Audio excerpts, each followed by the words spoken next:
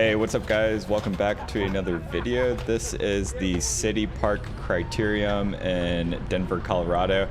And this was the state championship race. So this was for the Cat 3 field.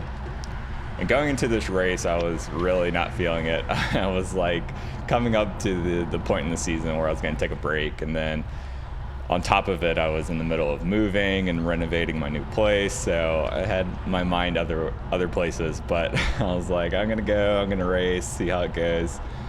So I was really just going to probably hang in the back, especially during the first part of the race, try and conserve as much energy since we really didn't have too much of it. And you know, this course is an interesting one. As you can see, we're coming into this first kind of long turn, and it's really, I wouldn't call it a technical course. It's close to being technical, but it's you know, it's pretty flowy for the most part.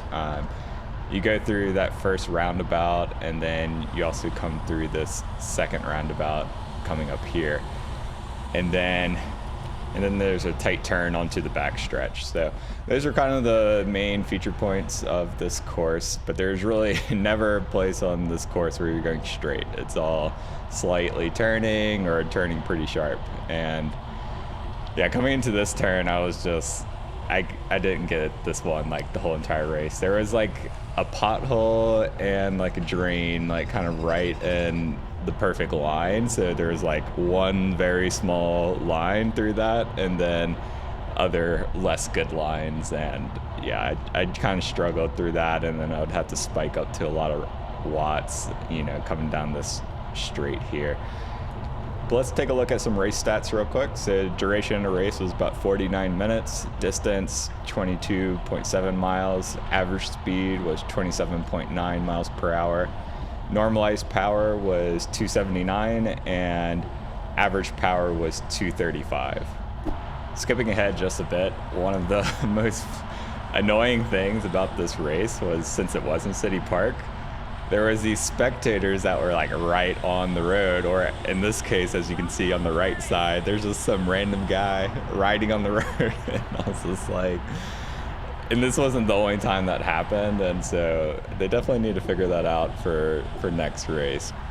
And then another thing with this part of the course, this inside line had this damn branch that if you were like taking the turn like the best way possible, you would just get slapped in the face by this like bush. And that was yeah, so between the potholes, spectators, and the random trees hitting you in the face, it was a pretty good race.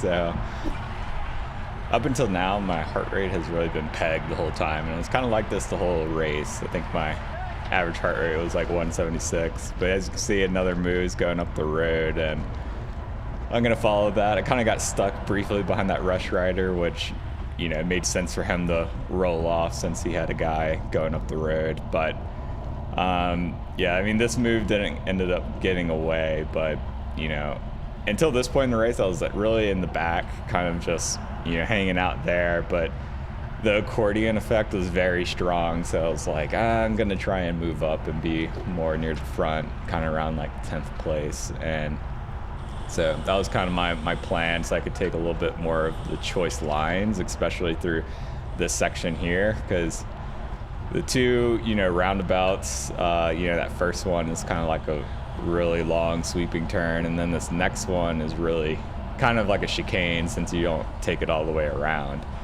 And you definitely would have to spike up to a lot of watts through here, you know, once if you're in the back, because of that accordion effect. And then yeah, especially through this turn, because like I said before, I was just really struggling through this turn, but I was actually able to finally take a better line, you know, carried pretty good speed there, but you know, still not exactly how I should have done it. But that was one of my better turns through there. I don't know, something about going right on those tight turns with potholes are just not my thing. So but you know, now the race is starting to like slow down a little bit, and this is kind of where the attacks start to fly. And as a solo rider, you know, I'm probably not going to be the one to cover most of those, but I want to be in a good position to follow wheels if necessary. But yeah, I mean, you can see I'm kind of getting blocked in here. Things are slowing down. We're down to like 24 miles per hour. So this is really a prime time for an attack to go. And sure enough, you'll see in my rear camera, Primality team sees the same thing, and then this guy flies up on the right side. So that was a good move, good timing, but it ends up getting covered pretty quick. Primality, Rush, and Full Send were kind of the main teams at this race, and then the rest were, and I guess Stems as well. They had a lot of guys, but the rest of us were, either smaller teams or solo riders. Skipping ahead, we have about 3 or 4 laps to go, and I'm in a pretty good position. I don't want to move any further back, and I'm probably going to start wanting to move forward a little bit. And my heart rate's still pretty high at 177, but it is what it is. But then coming through this turn, I tried to pedal a little too soon, and man, I clipped the pedal like big, and yeah, got a little air on the back wheel there. And then moving forward just a little bit here, this is the other big spectator incident on the left side. You can see, I don't know, there's like a family or something like that. And so, yeah, that wasn't good. But then you can see on the right side here, riders going up the road, and this is pretty threatening. I don't know who this guy was, but he, kind of these late race flyers are always dangerous to look out for. He actually ended up staying away for a pretty long time. But then with a little over a lap to go, we ended up catching him. So we're coming in to about 1 lap to go, and then all of a sudden, there was a big crash right to the right of me. I kind of got shoved out a little bit, but I ended up being able to stay up, but it took out a lot of the field. And then a lot of people got stuck in the split and had to try to get back onto the peloton. So the race is heating up now. We're over 30 miles per hour, and we're about to come into the start-finish line. And then this is kind of when we catch the rider that was up the road. So it was going to come into a field sprint for the win at the end. And, like I said, I mean, you can see my heart rate right now. 188 is not where I want to be going into 1 lap to go. But here we are. So when reconning the course earlier, I figured it was probably going to be the best move to go early, similar to my first win earlier in the season. So I don't want to be moving back right here. I'm in a good position, and so I'm going to try and kind of hold where I'm at for the most part until we get onto the back straight, and that was kind of my plan for when I was going to want to move up. But one of the things about this course was, since it was so flowy, it was a little bit more difficult to move up versus a course that has, a long straight or things like that.